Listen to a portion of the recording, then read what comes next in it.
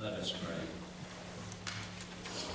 Let the words of my mouth and the meditations of our hearts be acceptable in your sight, O God, our strength and our Redeemer. Amen. Whether we own up to it or not, we live in a day of visual special effects. Just think about this past week. The Super Bowl halftime extravaganza, or even the opening to the Winter Olympics in South Korea. Every day, a kaleidoscope of images bombard us from many different directions. And because we are sensitized to what comes to us through our vision, our imaginations can focus on the biblical material that carries more visual weight, like our story this morning. Take a look at our transfiguration scene today. Jesus takes the disciples' executive committee, Peter, James, and John, on a strenuous hike to the summit of a high mountain. We're not sure which mountain that was in Palestine. And what a view it was. What a vista. And then right before their very eyes, Jesus becomes transformed from an ordinary Palestinian hiker into a glorified bundle of blinding light. In a child's imagination, I suppose, the scene is a bit like Clark Kent being transformed into his Superman appearance, minus the phone booth. What a transition. Despite the visual effects of the story, though, what is heard still takes precedence over what is seen. The eyes can mislead us. The entire biblical tradition favors the importance of the ear over the eye. Why? Because St. Paul says that faith comes primarily through hearing.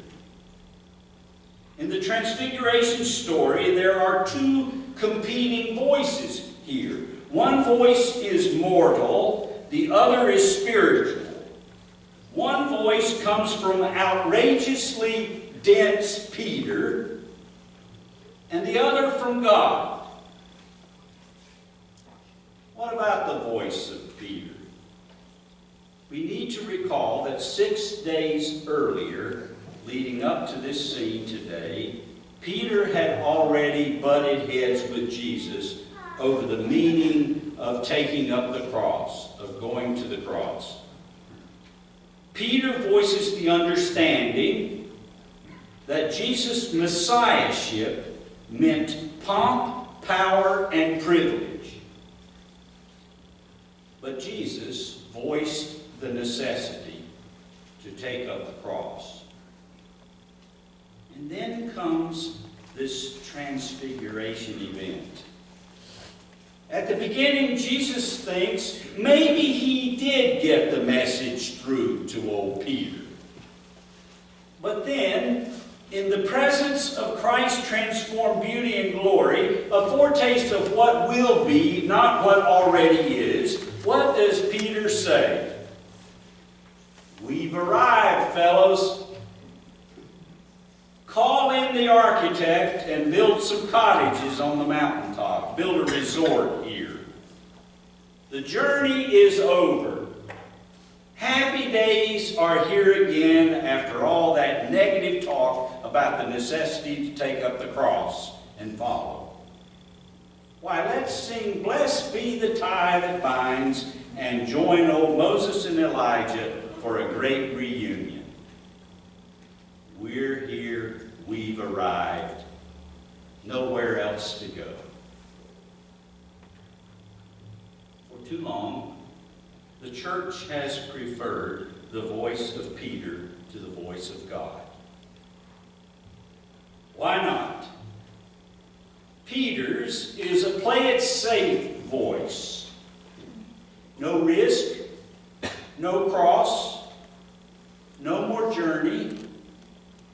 We have embraced our mountaintop vistas. Let us rerun the highlight films from now on. My son often reminds me, nostalgia is not what it used to be. But the disciples think it is. We have arrived. Now we're safe in our ministry structures and satisfied with our churchliness. Rabbi Jesus, it's so good to be here. Bring in the architect and the contractor. But listen, there is another voice overshadowing and overtaking our short-sighted lives. The divine voice sounds from the heavens. This is my beloved Son. Listen to him. Follow in his path to the cross, even though it may be difficult. There on a cross on top of Jerusalem's trash heap, you will discover ultimate glory and the deepest healing for a broken world. The voice of God drives the listener out of complacency and into the path of compassion. The voice of God entices ourselves off the mountaintops and down into the valleys so low where the people of God need to share the gifts of God. Dear brothers and sisters, the transfiguring voice of God stimulates becoming, not being. This voice invites movement, not encampment. This voice entreats us to follow Christ, to move, to risk, to step outside our comfort zones, and to make joyful sacrifices each and every day. Christ puts his claim upon us to follow him to a cross, to leave the cushiness of our churchliness and embrace a hungering and hurting world. Under the overshadowing waves of the divine voice through the Word, we will discover that there is life in movement. We will discover glory hidden in suffering for the sake of the gospel. We will discover radiance while changing the diaper of a child. We will discover purpose as we listen deeply to the current temptations and struggles of our youth. We will find satisfaction in offering our lives rather than erecting booths around them.